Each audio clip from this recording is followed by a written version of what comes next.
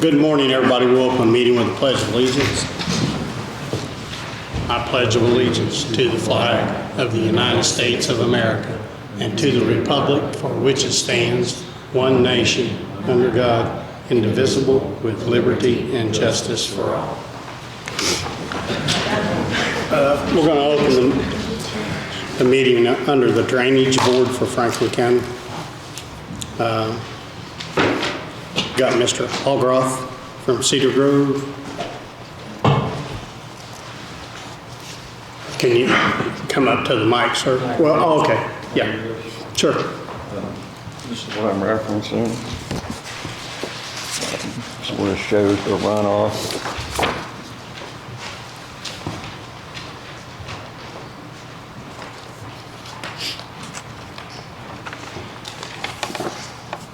What we have is the neighbor's 100% of his runoff runs straight in front of my garage. You can see the stain on the road from low Earth orbit where it congregates in front of my driveway.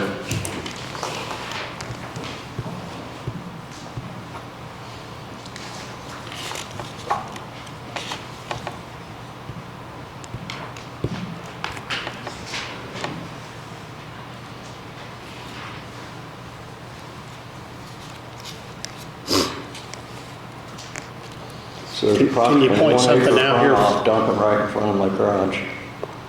This is your garage right here? Can't tell what you're pointing to. The water's running this way. Is this your garage? That's my driveway, yeah. See that stain in the road? That's where it's all rolling straight across the road. That's a hillside. That's just... Okay.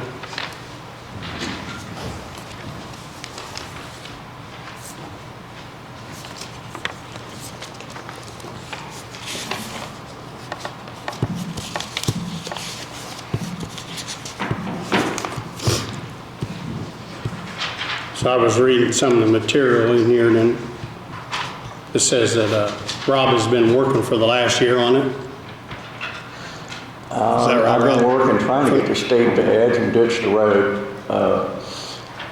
NDOT doesn't recognize that's their road. Eventually, they're going to come to the county and want you to take over that section of road. There's 490 foot of road that still belongs to NDOT. So it's an NDOT problem. No, it's a zoning problem because the neighbor doesn't manage his runoff. He created it and forced the water out into the road. There used to be a house across the road from me. He knocked it down. He's got a raised garden and a raised pump house. He doesn't maintain grade. I mean, there's 15 acres of floodplain behind him, and he runs all the water to the front of the road.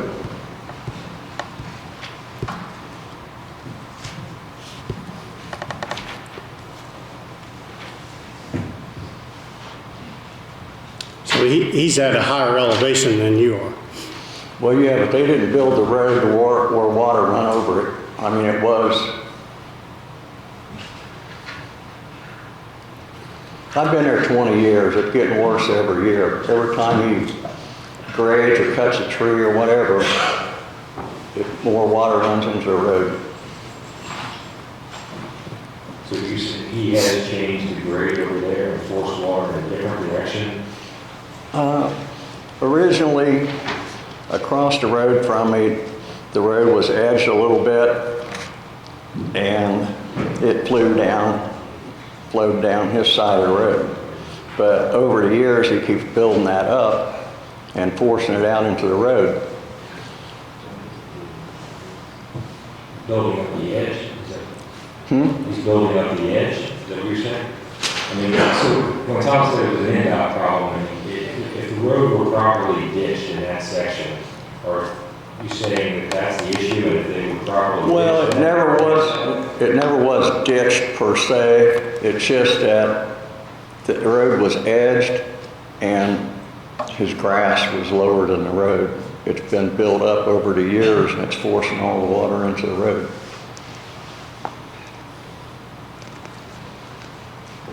I think it's a zoning violation myself for failure to maintain runoff, but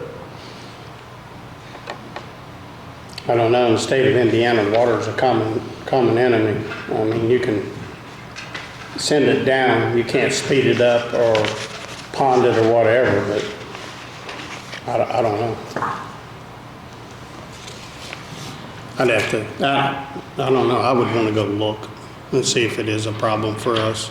I have a little something to say about that. It is common enemy, but it doesn't give that person the right to transfer their water onto somebody else where it Didn't naturally go. before. So, That's right. there was a state highway there. It used to be State Route 1. It still is partially State Route 1. NDOT has acknowledged that. And they acknowledged they made an error. So they're going to look for transfer of that section of road either to Cedar Grove or to Franklin County to take care of it. So the road in that section, if I'm not mistaken, is kind of a super elevated road. It pitches towards Mr. Hallgarth's property because it's in a curve. If there was some road ditching, it would remedy that problem. So if it changed the grade and forced all the water to come across, he's technically in violation of drainage rules. So I think he can be forced to either change it, take the fill out of the ditch, and put a culvert in. That's typically what most people do, is put culverts in versus just letting it run out on the road. I can't really tell the elevation from the photo that we were provided. I mean, it's obvious that the neighboring properties. you can't tell the elevation from that picture very well, but that's a whole hillside behind his commercial buildings there. So it's not just his parking lot, it's that whole hillside rolling into his parking lot. So that's where I get the 1 acre of runoff dumping right in front of my driveway.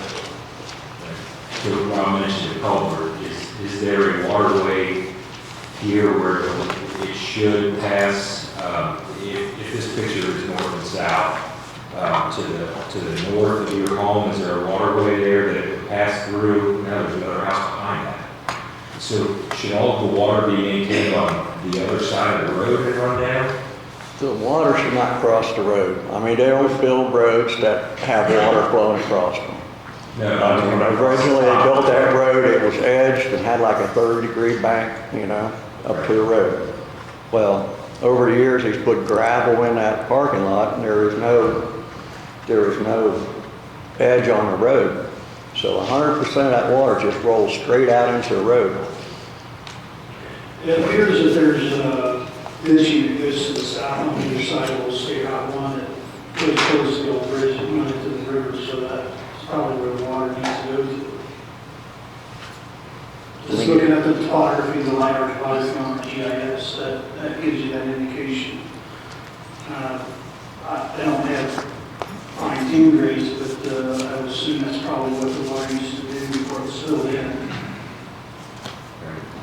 So when the culvert was mentioned, I was thinking about that was to bring it under the road as opposed to over, but all of the water should be. The water never went over the road to begin with. It just, every year it's getting forced onto the road. Gotcha. So over time, you're saying it's filled in and Kenny hasn't maintained it. Well, it's filled in, but it's not because of nature, because he tore a house down, he put a raised flower garden, and he's made it that way. It's not leaves that fell and decomposed, it's stuff that he's actually done.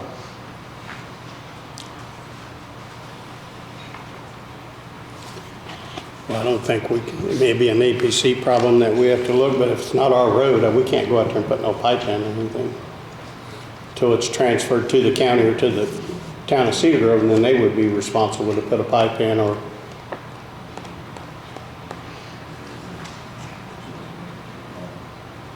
The town has been adamant with me that they cannot take over property outside their corporation line. And as soon as the NDOT comes to a realization that they still own that road, they'll be coming to the county wanting you guys, you know, it should have been on a last transfer. It was overlooked. So eventually it'll end up at the county. So is this, are you following with APC? Have a what? Have you filed a complaint with the APC office about this? Not yet. Okay. I would think the proper step would be to file a complaint with them, that they can actually look at and investigate what's happened over time, and then they would bring that back to us. Yeah. Justin, can you contact NDOT and see what their intentions are on that 500 feet or whatever it is? The email chain back and forth that Rob was sending, it's the way I'm reading it, there was a miscalculation in mileage when that agreement was made for those everyone. It was their intent to transfer it to the town secret. That was their intent the whole time. Now they're going to revisit it. Rob, correct me if I'm wrong, but they're talking like they're going to revisit it and transfer it to town secret. Well, yeah, That's the intent. I have an email that I received from Becky Packer within, on March 13th. It says, on the Cedar Grove section, the old agreement is ambiguous as most of the older ones can be interpreted several ways. With GIS and mapping, it's easier to show the limits now. The original intent was to relinquish the road to the bridge. Our legal has stated that we need, I believe, a new agreement or possibly amend the one with the county. I doubt that NDOT would do any actual road work on this small section, but maybe help the drainage issue, and I believe was the original concern. We want to look at it to see what can be done. Since this is a Cedar Grove jurisdiction, would it be down in the county? It is not a Cedar Grove jurisdiction, it's outside of their limits, their incorporation, so it is county area. So I validated that. I talked to Dennis Brown about this, on town board, and he's acknowledged that it's not part of their jurisdiction. It's out of the town limit. That's correct. So that 1999 contract specifically states that they transferred the road from the end of Cedar Grove Corporation limits. And then quote, right past that, it said 0.1 miles from the Cedar Grove Bridge. 0.1 miles is 570 foot. It actually measures 460, but they call it 570, so there's approximately 500 foot that was never transferred. Yeah, they give a distance, but they actually call to corporate limits of Cedar Grove, which is really the controlling call. So I think they made an error thinking that the corporate limits went all the way to the road, and it doesn't. And they finally acknowledged that. I got a suggestion, when you put a new driveway in, or the homeowner puts builds a house, puts a driveway in, normally it's on them to put a culvert between, right next to the road to let the side ditch work. That's correct, isn't it? So why would this be any different? He'd have to put if he wants to use that area, he'd have to put a pipe, and that'd be on the landowner. And the ditch would be on whoever owns the road, I would think. That would be my thought, but I'm not over the highway department or planning and zoning. That's kind of out of my control what happens there. So I has to check on that and follow through with it. But I think proper steps are for Mr. Hallgarth to file a complaint with APC. APC will give proper notification to the neighbors to correct issues that were changes that they made without proper zoning. And then if they don't follow through with those, then it can come back to us. I think that's the appropriate action to take. But at some point, I think this is going to have to be a situation that the county will have to address with the state of Indiana. Right. Probably should have came with the other part that you guys took over before they just made an error. Right. And the state, Now they can figure that out. yeah, we need to get that fixed so that we know who's responsible for ditching the roadway there, but there's more to it than just proper ditching. at this point in time, we have to identify what has been done without, what's been changed without permit, and get that correct. But Okay. Yeah, I don't think it's on the highway because it's not our road. We can't go in there and start ditching it. Right. When it belongs to the state of Indiana. It's going to be your road there pretty shortly, I would imagine. Right, but whether it's the state that's responsible for the ditching or it gets transferred to us, simple ditching, from what I understand, is not gonna fix the problem. It don't look like it. So we want it fixed before the county takes it over, obviously. yeah, Sure. like that. That would be the state's. Yeah, but more than likely, it hasn't had any maintenance on it since they bought their relinquished those roads. It's been since the 90s, early 90s. He said 99. 99, okay. So But- that's quite a while. Okay, well, thank you. All right. You want this picture back or is that ours to keep?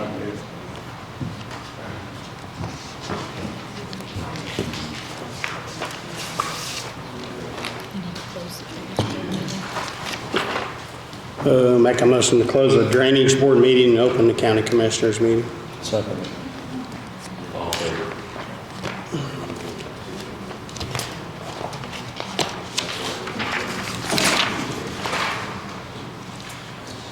A road vacation cleanup.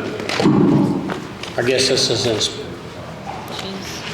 Oh, okay. We're just coming to get a quick deed for a lot that was vacated on some property out in Palestine in 2000 that never got, we're trying to transfer it. We can't do anything until you guys vacate the alley that was vacated in 2000. Yeah, I think we had Jefferson take a look at it, and the proper way to do it is through a quick claim deed, so the Yeah. assessor and the auditor can. Yep, that should solve the issue. Yeah, my attorney, I sent it over to the office, the attorney that we have drawn up some paperwork. Do I need to give you more? I got another copy if you need it. No, we got it. Oh, okay.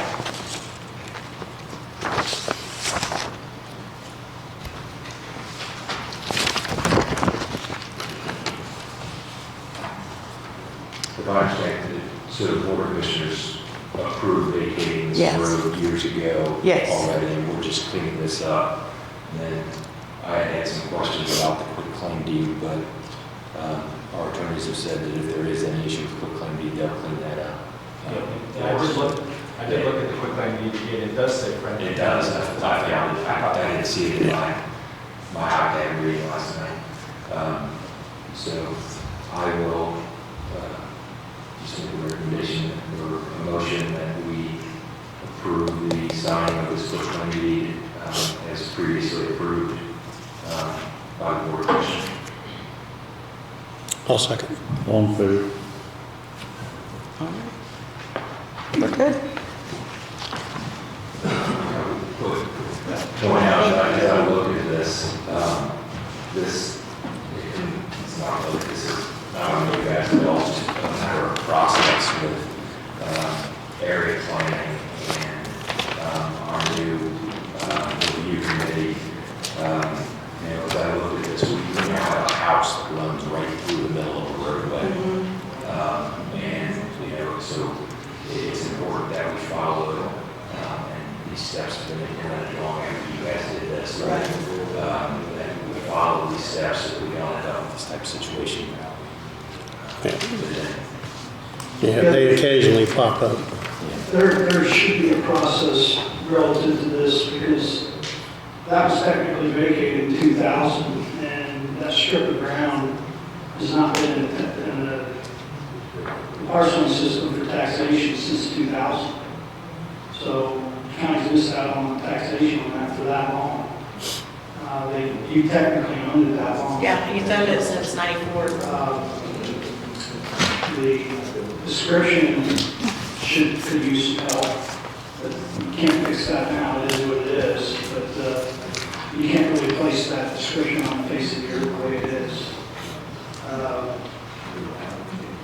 But when these ordinances are done and vacations are made, there should be a process that should go through the auditor, go through the assessor, and then also at the assessor level, it should go to the person doing the GIS, which is Dan Shadden as a subcontractor. Those should make their way to the GIS because it should have never shown up as a parcel like you can see it for as long as you own it. So that helps a lot of the general public, know what's going on, title searchers, everybody knows what's going on. So if you're planning to try to sell, Yeah. that's an issue. Yeah, that's what we ran into. So you need to get that cleaned up so you can sell, because I've seen that happen more than once. And, Right. And I believe we're all human and, you know, we stuff have to happens. be a little more diligent to make certain that we get those things taken care of for the public. That's where our job is. Right. Thanks for your Thank you. Thank you. Thanks. Thanks. Next time we got Bill and the SEI ready. So as part of the process with the grant for the $4.4 million or $4.5 million, whatever that number is, there's a sub-grant agreement between SEI Ready and the county. That was prepared by our attorney. It's the same agreement that I think was originally in place with the town that they rescinded. And so now it's back to the commissioners or to the county for their signatures on that sub-grant agreement. I sent it over, I think last week or something, or our attorney sent it over, and I believe your attorney had an opportunity to look at it, and I think they've been, from what I've talked with our attorney, John Kellerman, they've been in communication, and I don't believe anybody's found any questions or concerns. If there's anything that needs to be addressed, I might be able to answer it. I just need a motion to have Tom sign that agreement. It's mostly just taking the money from what the town didn't want over to the county. It's the agreement between SEI Ready was giving the grant money to the town. Now SEI Ready is giving the grant money to the county. And this would fund the block project that's currently, this would fund the block project that's currently underway. That's correct. So, yeah, and I would just make a motion that we have Tom sign to approve the SEI Ready Service grant agreement as presented today for the Woodville Road project fund. I'll second the motion. All in favor?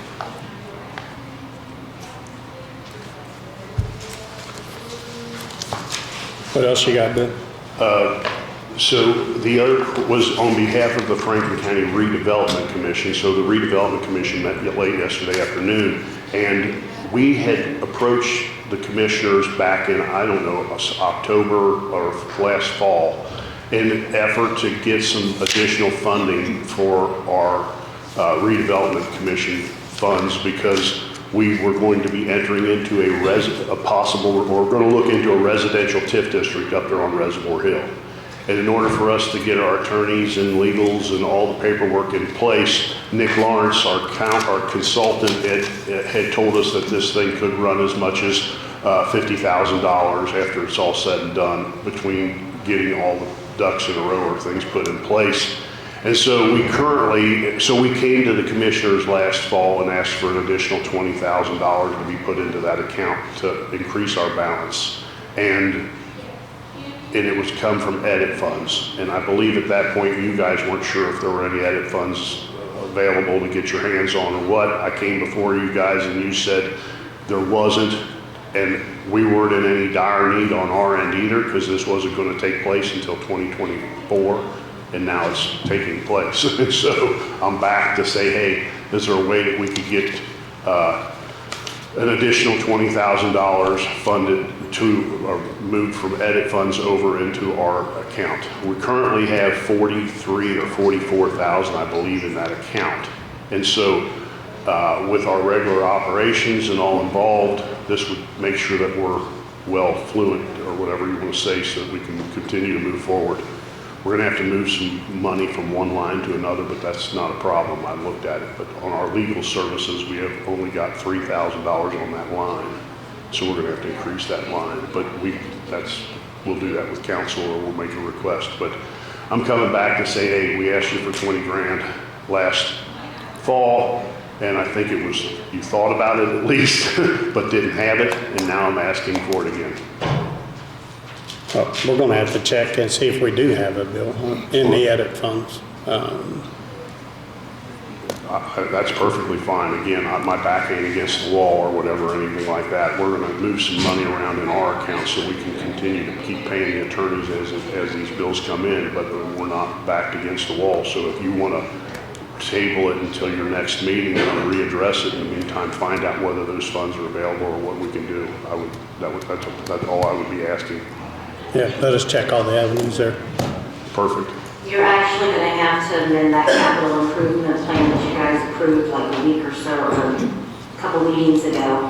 And I'd like to discuss with your attorney the distributions that you did mark in that plan. I know the projects were appropriated by council, but I'm not sure if the other distributions that we're doing need appropriation or not. So that would also then might have to go back to council too. Okay. There is on that agreement, there's a signature line for me, and I would like to sign that if she's got that available for me to sign.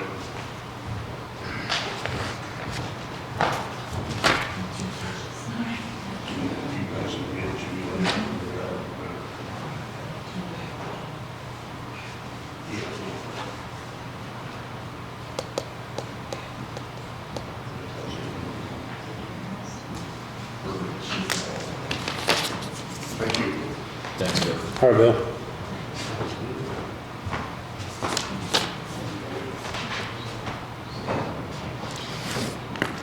All right, next thing we got is an animal shelter. Gary? So the last meeting, not the last meeting, but a month ago, we opened the bids for the animal shelter, and one bidder didn't include some of the inside into the quote. So this new bid is supposed to be everything included. So originally the outside, the shell of the building would have been about $121,000 according to his other bid. And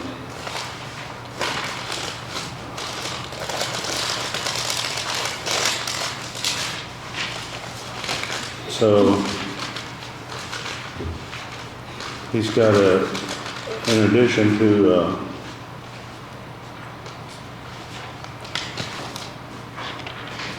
well, he doesn't have a total here yet. Let me Total it up. total up and address this at the end of the meeting. If that's okay. Do you want a total?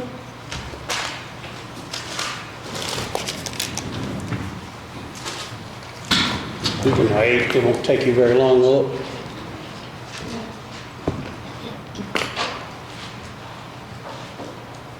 Where do we stand with the building right now?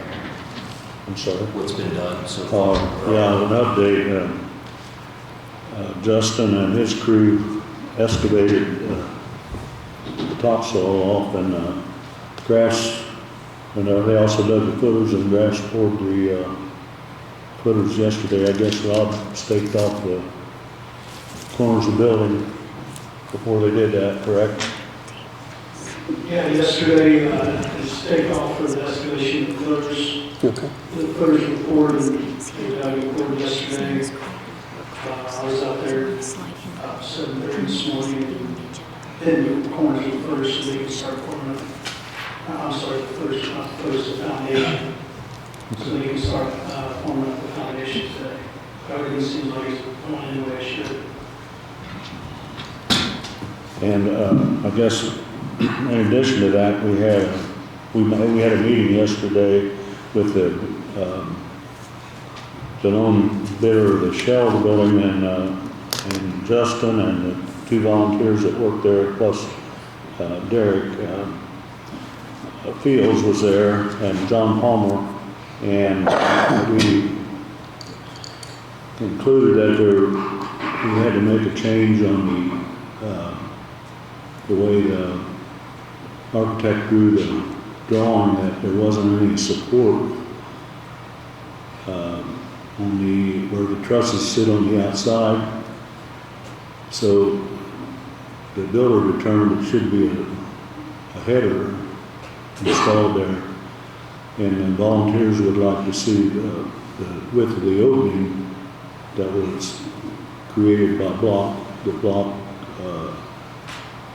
returns on the end of the division walls of the panels, which actually are the support walls. They determined that they need a wider opening, so we asked for the architect to resubmit those changes, and it's estimated to be like 2 weeks. So meanwhile, we can proceed, but that's what's going on with it right now.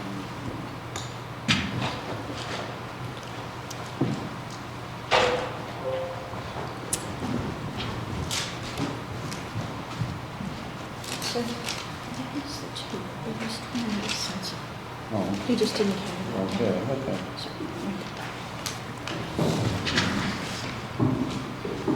So I'm glad that they checked it. There was, I missed a zero there. There was a total there.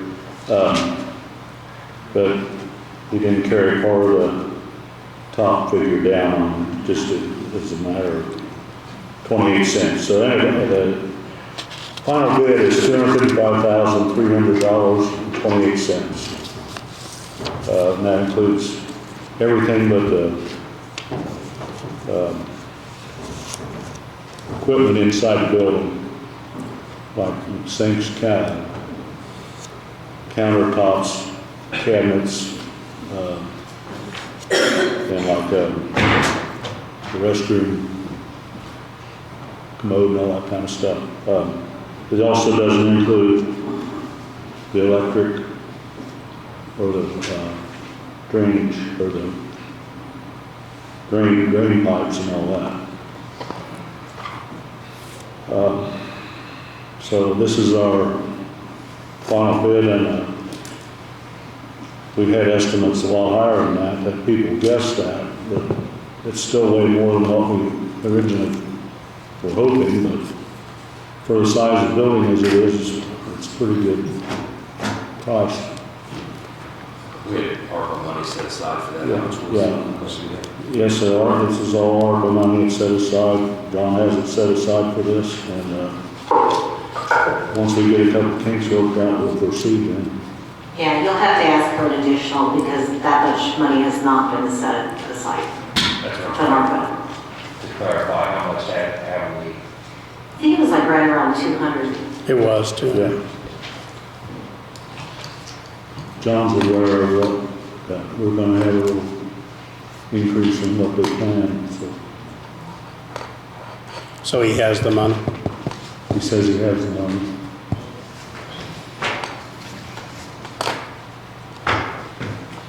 Any questions?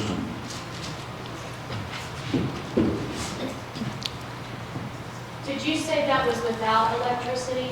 I'm sorry, what? Did that bid include, or is that without electricity on the inside? That doesn't include any electricity or plumbing. So that's going to be an extra additional money on the Yeah. 255,000. Yeah, it's gonna be over,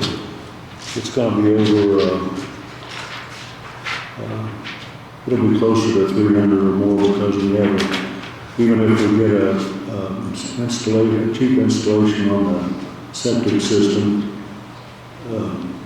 that's in addition to that. The field, installing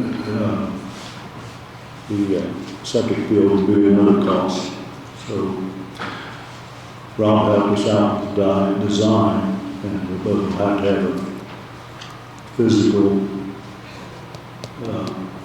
field put in.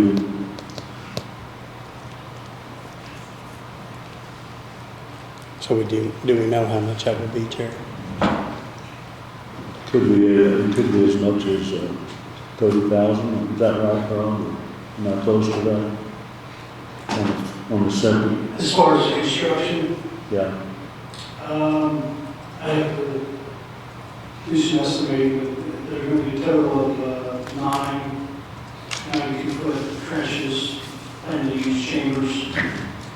There'll be a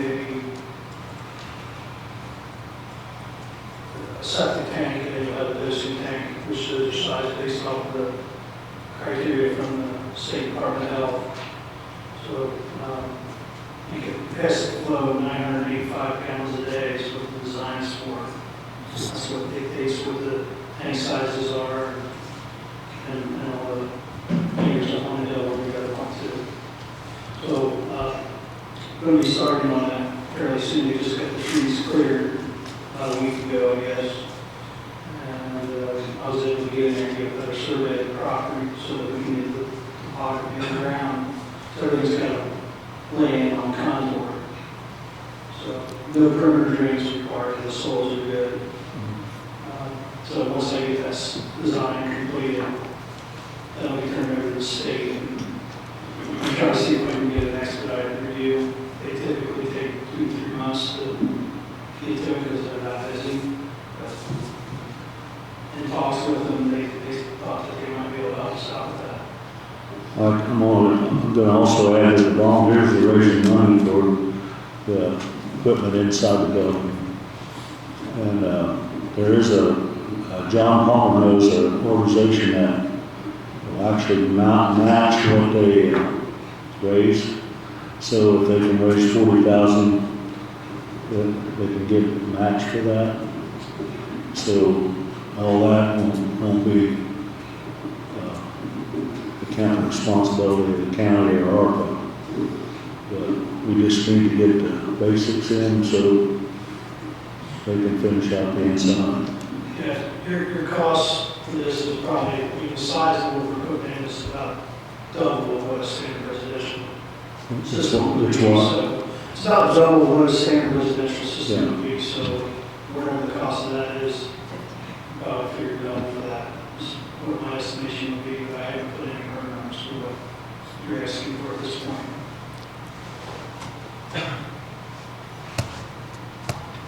Any more questions?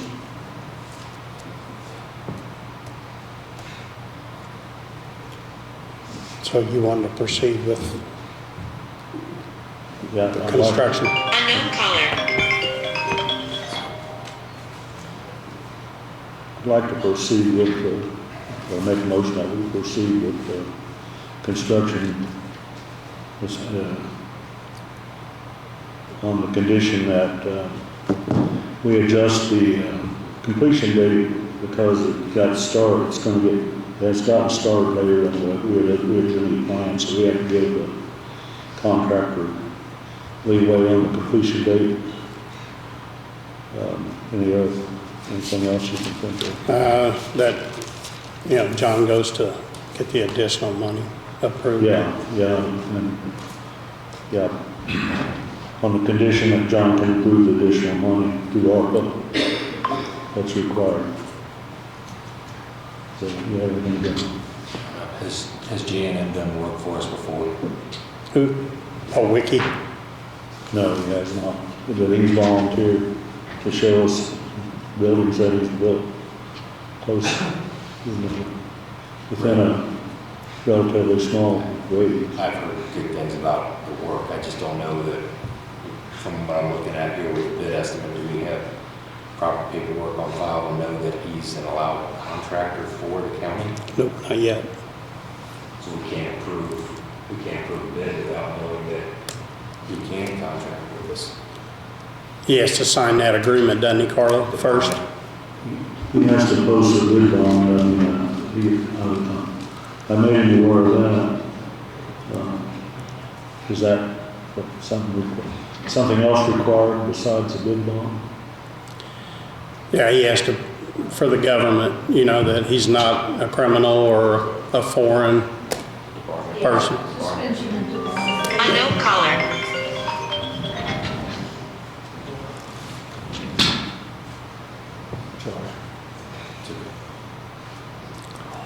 So we'll get all that in place and go ahead and approve it next time. Table the approval for the next meeting, pending the receipt of proper paperwork to know that we can approve that. Everything else looks okay. Okay. Okay. Solar Eclipse. We had a handbook meeting here, what was it, a week or so ago? And I think the majority of the people on the handbook committee, along with input from other county elected officials that on April the 8th, the solar eclipse, due to security reasons at the government center and the courthouse, should be closed and trade that for a holiday in October.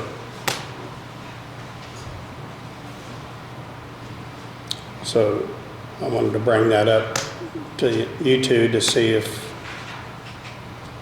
you want us to pursue that. Was it Columbus Day in October or something?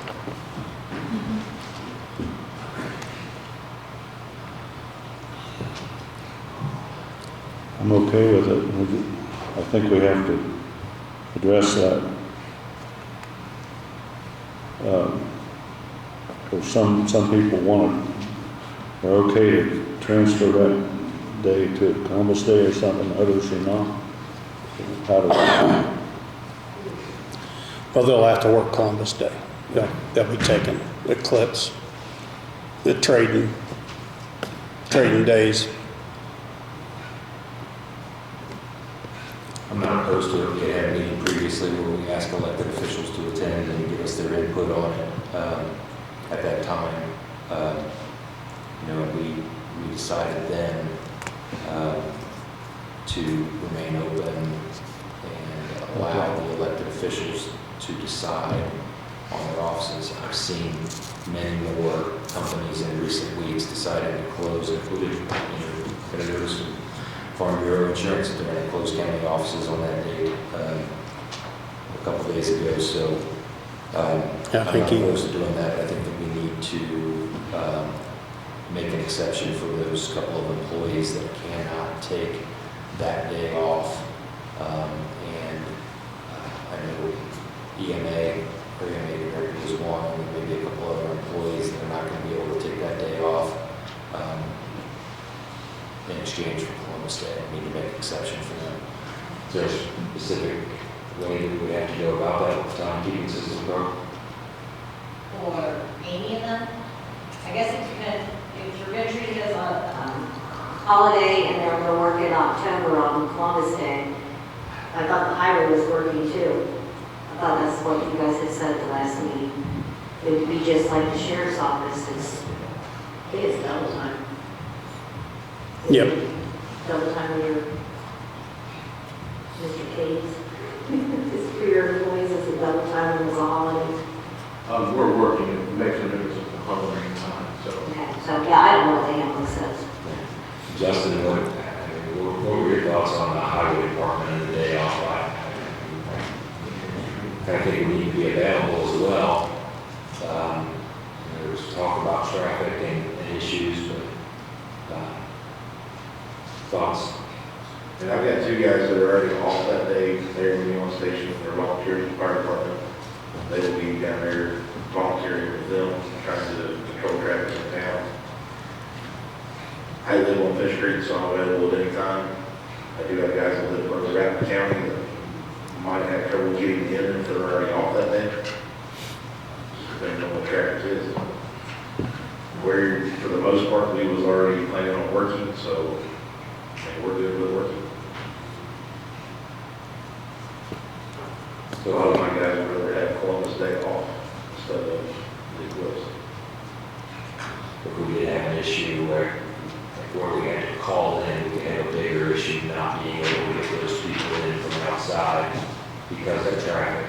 So we'd be better suited to leave the highway department working that day and go ahead and leave them with Columbus Day as their holiday. I think so, yes. Can you do that for accounting in your payroll system? No? No. It's got to be across the board on how we treat that day in the system. Because we just enter the holidays, like in a separate part, the system automatically grants those holidays when it's a holiday.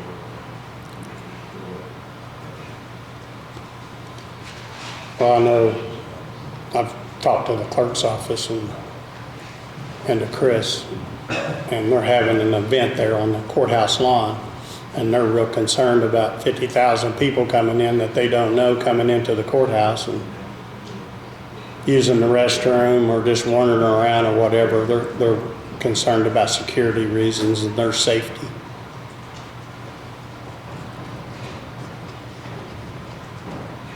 And I can understand that. I know we was going to leave it up to them to close or not, but still yet the doors would be open for the pub, or for the Eclipsers to come in. If you leave the doors open to the courthouse, or that you have the bathrooms that'll be inundated by folks that are participating in festivities, and probably not the best of ideas. Yeah, and there's supposed to be supplied portalets there on Court Street, right? That's the way I understood. I had a chance to go to the bathroom before, but Yeah, I was surprised we didn't hear more from the officials at the meeting that we had for this previously, but I would agree for security purposes that the courthouse should be closed. I would agree with that, but I mean, my personal opinion is that we would not need to shut down the county, especially the highway department, for that, so. Well, Carla says we got to do one or the other, so. So Ruth Roulette just asked, she said, why not just let us earn or use comp time? Then be closed, you mean? I guess some departments are allowed to earn comp time. How would that affect your system? No, it won't hurt nothing. to do that. What is, I didn't know what the decision was, because again, keep the courthouse open, that's open to the general public, going to all those offices there in the courthouse, and the courts upstairs. I think that's probably a bad idea. Yeah, I think what Ruth suggested is close it and let the employees at the courthouse over there use comp time or a vacation day or a sick day or whatever. It doesn't matter to me how we do it. We just need to do it the same across the board.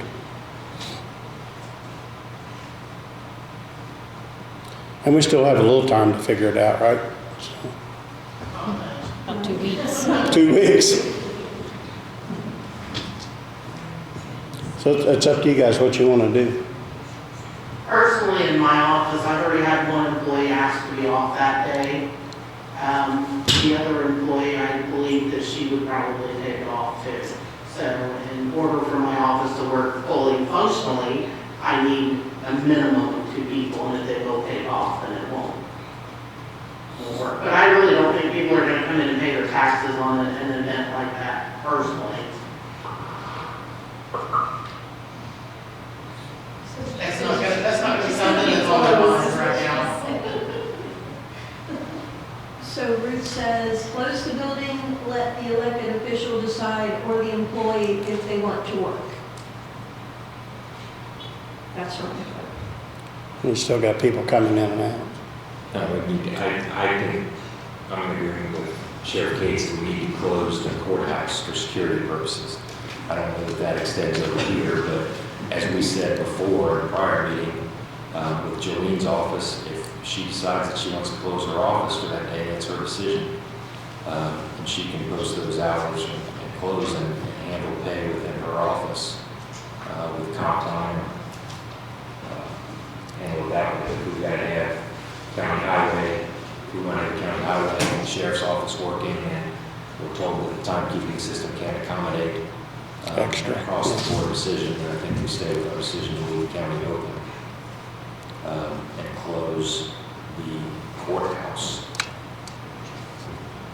that day and allow comp time to be used and earned For that day. for that day.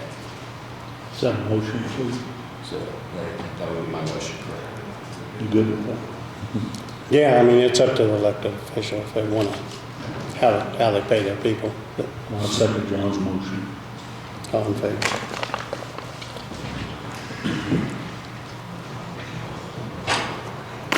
Jolene.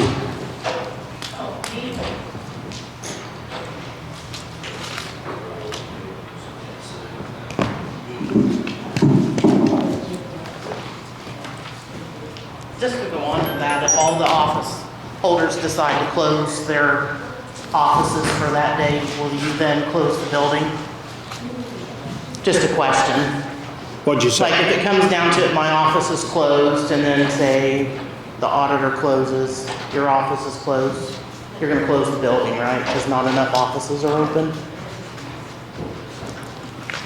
I don't know. You know what I mean? I just need clarification because I don't want nobody to not be here in the offices and the building to be open. Well, Amy's working and her office is here. Her office is here. But if we have no security whatsoever, then, We never have security, uh, only when Pete comes to visit. we have the cameras and stuff, but if nobody's there to watch them, then we're, I don't know. I don't know, just a thought. Okay, moving on. I have an agreement with FCN,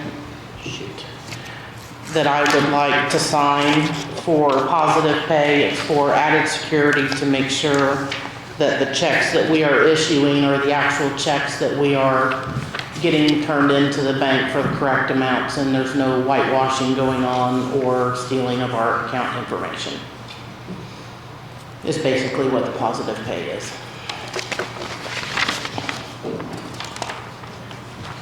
And I have the one that I had filled out. I just need the president of council, or sorry, commissioners to sign it, if you guys agree to it. I agree. I'm kind of surprised we weren't on it already, to be honest. It's a long time coming, so I would make a motion to go out to sign the positive pay agreement with FCN Bank as presented.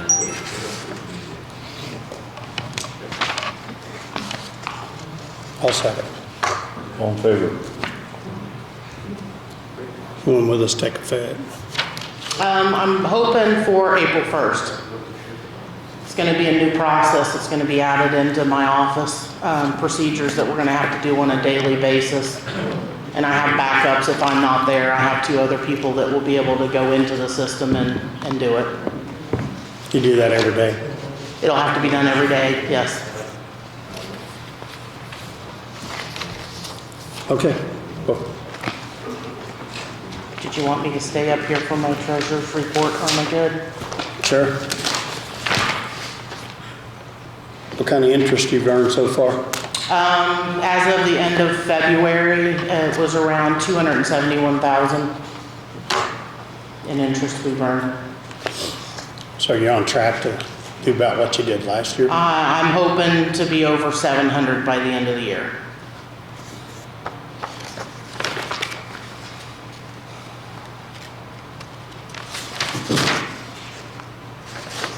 So that interest goes into the general fund? Correct. Okay, I make a motion, we accept the treasurer's report for February. Seconded. All in favor? Thank you. Thanks for doing a good job on that interest. All right, thanks. It's a lot of money for the county.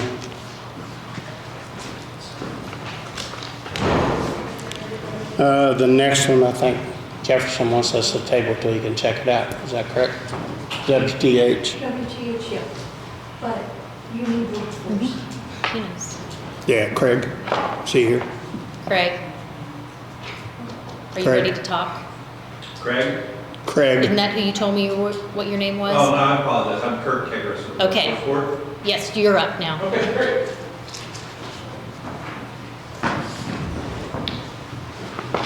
Did prepare something, if there's any value.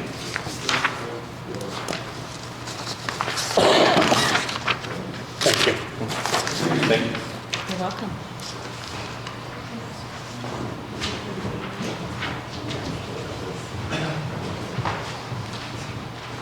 Well, hello, I'm Kurt Kegris. I'm the Executive Director of the Workforce Investment Board in Southeast Indiana. Would it be of any value, the Workforce Board actually answers to local elected officials, the county commissioners and mayors of Southeast Indiana. We have a 10-county region, but a lot of times the commissioners don't realize that. Would there be any value in me providing a little update on what the Workforce Board is and what we do? I think it would be good to have that information. I mean, Sure, well, again, happy to help. The short of it is the Workforce Investment Board is an intent, it's, the government wants to invest money in workforce development to help you find workers, but understands that you don't want Indianapolis or Washington telling you what to do with workforce development.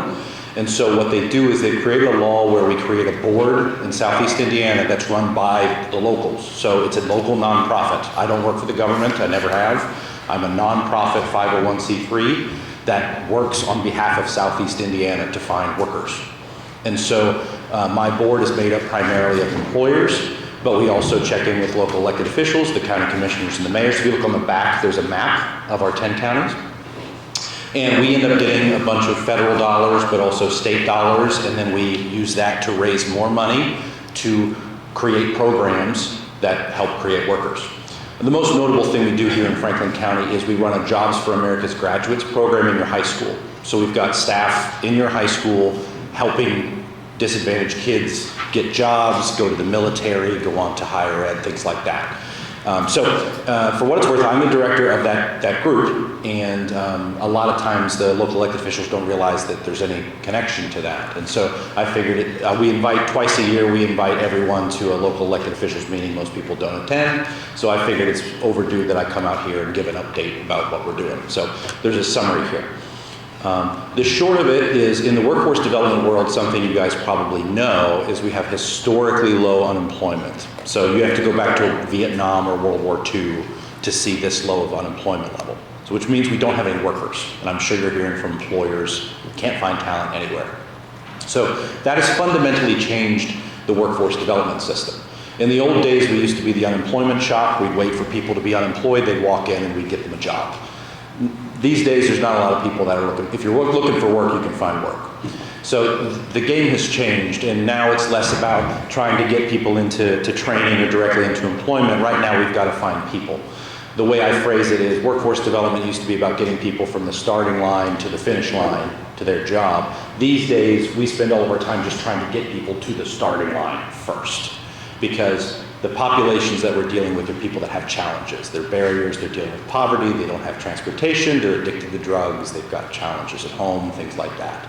And so we spend much more of our time proactively finding people who could be working or should be working but are not working, rather than sitting and waiting for unemployed folks to walk in the door, if that makes sense.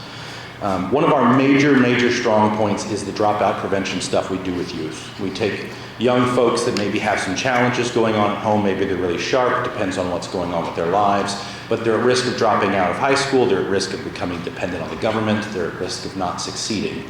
We are in class with them, coaching them every day. Hey kiddo, what's going to happen when you graduate school? What's going to happen? What's preventing you from finishing your homework? And basically providing an extra layer of support on top of what the school and the counselors already do. Then the cool thing is we follow them for a year after they leave. They graduate and then we get to follow them. The schools don't. We follow them for a year to make sure that they land on their feet, to make sure they've got a job, to make sure they've gone to higher ed or they've gone to the military, some sort of positive outcome. Basically just helping them through that transition, because that's where we find a lot of young folks drop off and just turn into statistics, or they start getting government checks and they don't work anymore. We are also doing a lot of innovative stuff with substance abuse. We helped attract a $5 million opioid grant specifically to try to help people that are trying to recover from drugs, get them clean, help to talk to employers and get them more acclimated with working with a vulnerable population. We're doing a lot of proactive stuff in the prison system and also in the jail system. We're at Madison Correctional Facility getting jobs for prisoners before they leave, so they're actively working. When they leave the prison, they already have a job. So that prevents them from the recidivism.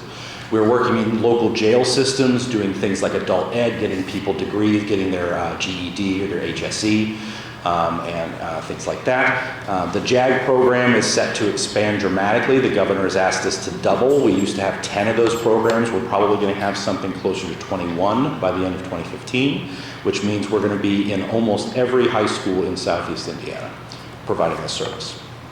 In the last 6 months, we have raised over $1 million from 3 completely new funders. We're getting money from FSSA, which is social services dollars.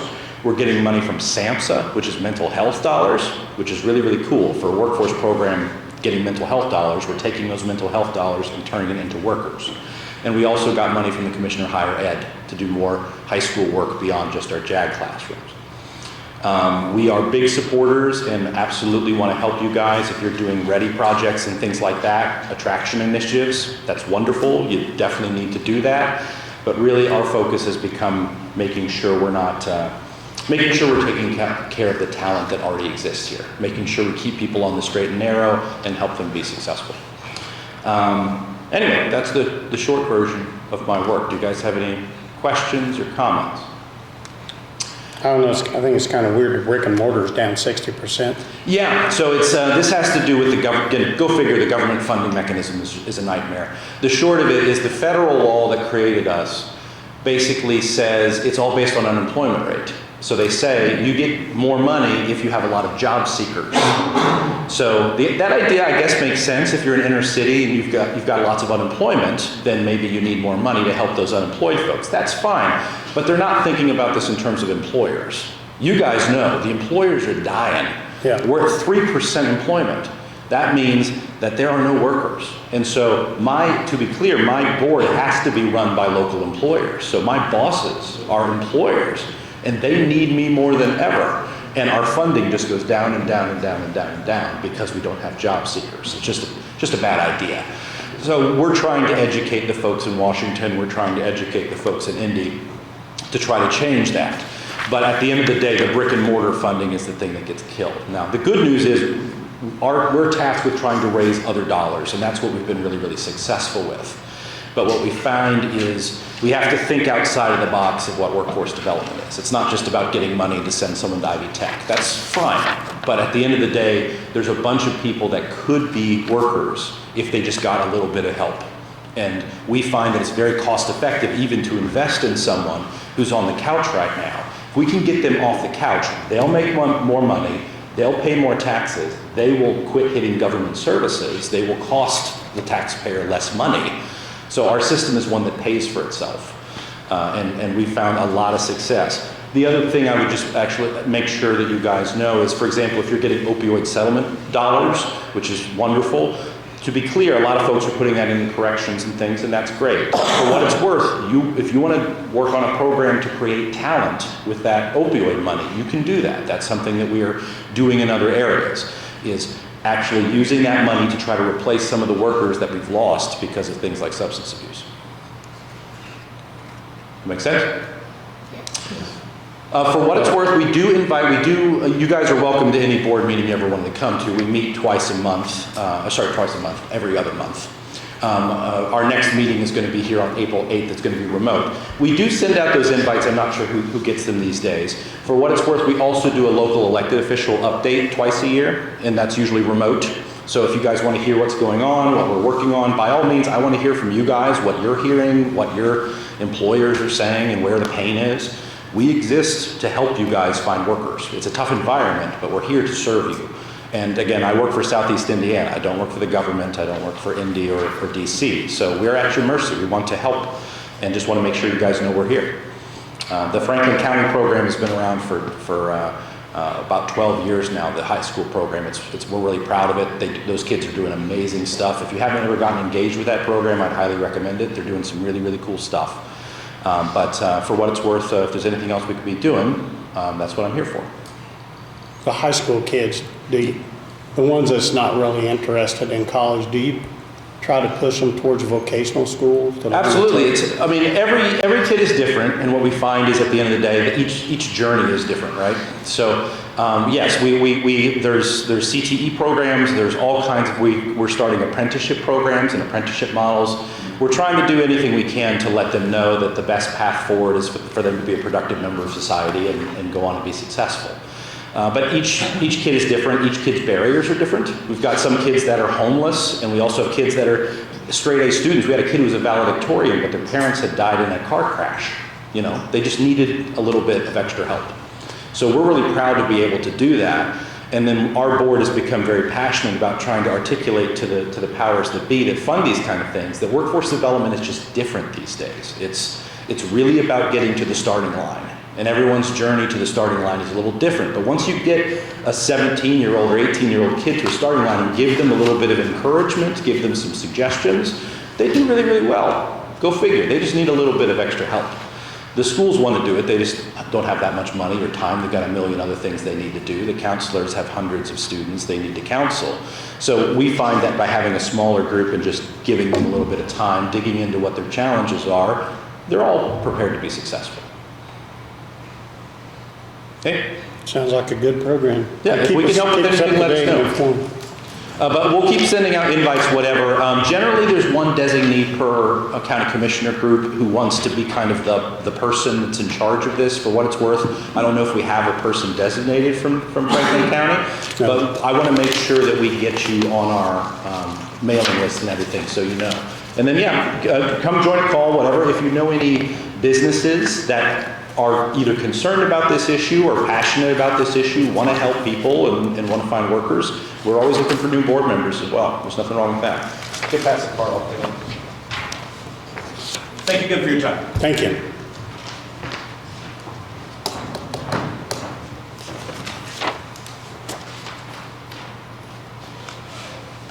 Next, we have an authorization to proceed for USI Consulting and Engineering.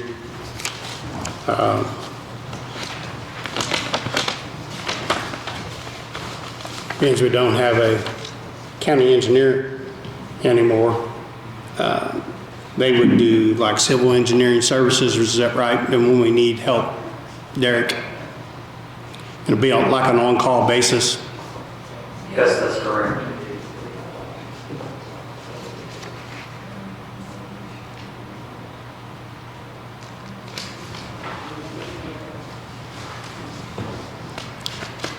Is this up to that amount, or does it depend on what the projects are? This is as an on-call part of it, it's an hourly not to exceed. It's mainly meant for visits to the county to answer questions for the commissioners or for the highway department if they have any.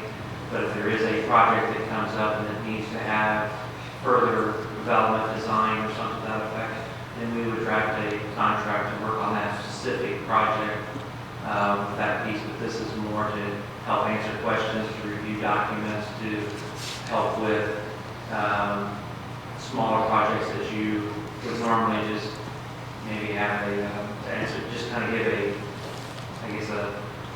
have an engineer look at, but not actually do a design necessarily depending on the project. It's more for smaller things, not the bigger projects. Like community crossings, would you look over that and make sure it's correct before we send it in?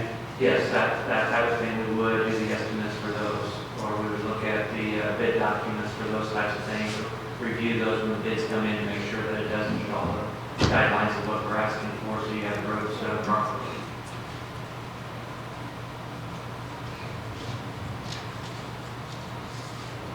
That is not to exceed. What's the amount? 20,000. So it just puts them in an on-call situation for those things, I think, as Derek said. So we just like to make a motion to approve the authorization to proceed with the engineering services contract for USI as presented here. I'll second it. This is yearly, right? This is just for 24. That's correct, it's just for 24. We'll do it again for 25 if the case is needed again, or if we ran out of that money, we'd have to come back.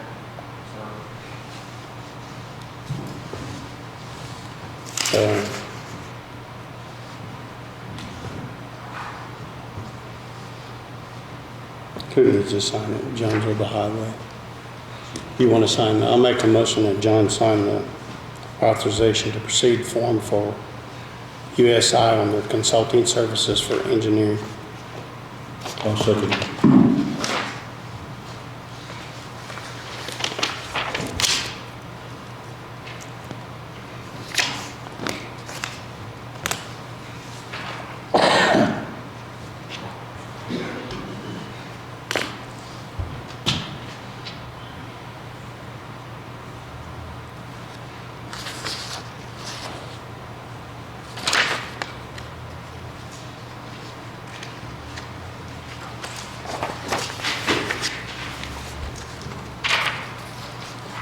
Okay, next thing we got is some invoices that's to be paid through ARPA.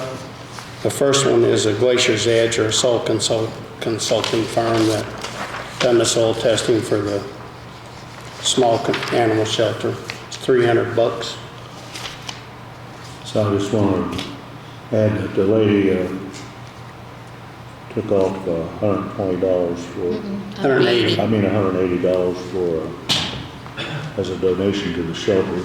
It would have been $480. And we thank her for that. And next is some fire department. I believe it's Laurel Fire Department. Some invoices for some stuff that they've purchased. It's Dingus Fire Company, $2,009.82, and $3,905.70. All to be paid through ARPA. So I make a motion to approve the payment of these invoices for the fire department and for Glacier's Edge soil testing. Seconded. All in favor?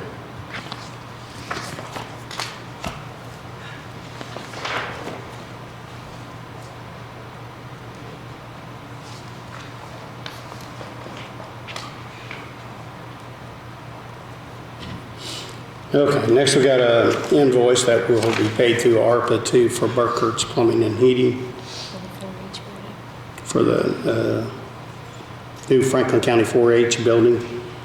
I think they're drilling the well and laying water lines, and this is just a start. I think it's around 200 grand total.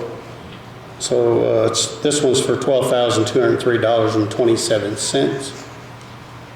So I'll make a motion that Burkhart's get paid through the ARPA funds that Palmer has. I'll second it.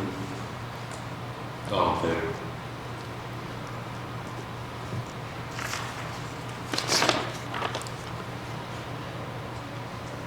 Next is the clerk's report for February.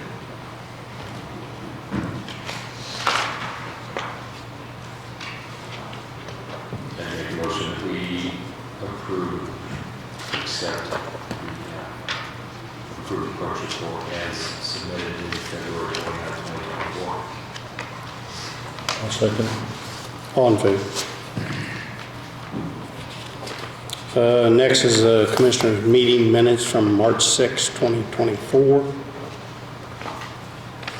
Is there any additions or corrections that you guys need to look at?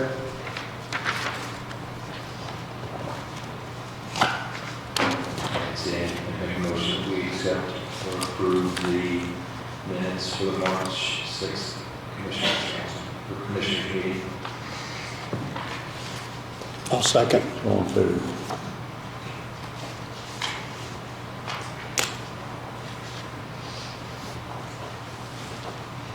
Next thing is claims, payroll, and deductions.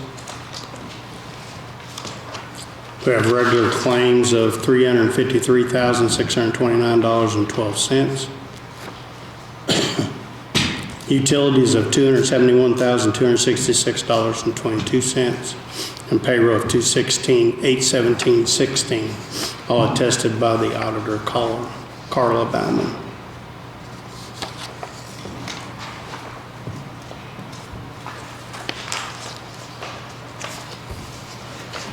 Make a motion that we approve claims and payroll as submitted.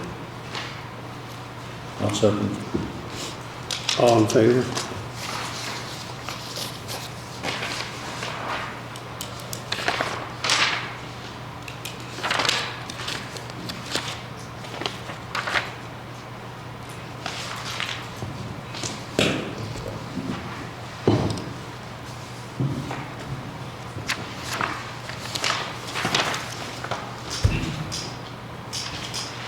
And that's all on the agenda. Pete, you have something for our agenda?